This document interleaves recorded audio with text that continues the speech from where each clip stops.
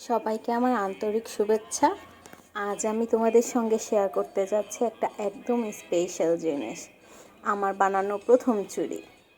এই চুড়িটা আমি বানিয়েছি আমার নিজের জামা বানানোর পর বেঁচে যাওয়া কাপড় দিয়ে। হ্যাঁ, এই কাপড়টা আমার খুব পছন্দের ছিল, তাই ফেলে দিতে মন চায়নি। ভাবলাম যদি এই কাপড়টা দিয়ে কিছু সুন্দর বানাই, তাহলে এই কাপড়ের সঙ্গে আমার স্মৃতিটাও টিকে থাকবে। যেই ভাবনা সেই কাজ, পুরোটা বানিয়েছি নিজের হাতে, অনেক ভালোবাসা আর সময় দিয়ে। চুড়ি বানানোর জন্য আমি ব্যবহার করেছি কিছু কুন্দন পাথর এবং কড়ি। প্রথমে আমি কাপড়টা সুন্দর করে কেটে চুড়ির বেশে পেঁচিয়ে দিয়েছি।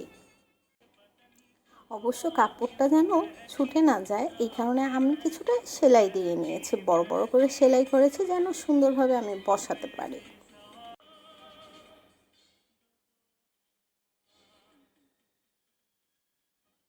তারপর আমি চুড়িটাকে আঠা দিয়ে আটকে নিচ্ছি।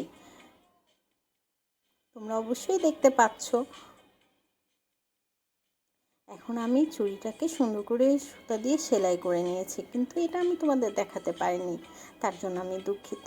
তারপর আমি চুড়িতে কড়ি বসিয়ে নিলাম আঠা দিয়ে। অনেকেই সুতা দিয়ে বসায়, কিন্তু আমি ভাবলাম যে সুতা দিয়ে বসালে তো সুতা দেখা যাবে, তাই আমি এটাকে আঠা দিয়ে বসিয়েছি এবং কুন্দন পাথরগুলো আমি বসিয়ে দিচ্ছি।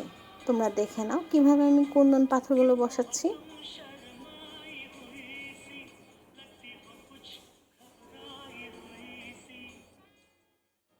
এই কাজটা করতে করতে বুঝেছি যে পুরনো বা বেঁচে যাওয়া কাপড় মানেই ফেলে দেওয়ার জিনিস না, ওইগুলো দিয়েও তৈরি করা যায় এমন কিছু যা আমাদের হাসাবে, গর্বিত করবে আর নিজের ক্রিয়েটিভিটি দেখাতে সাহায্য করবে।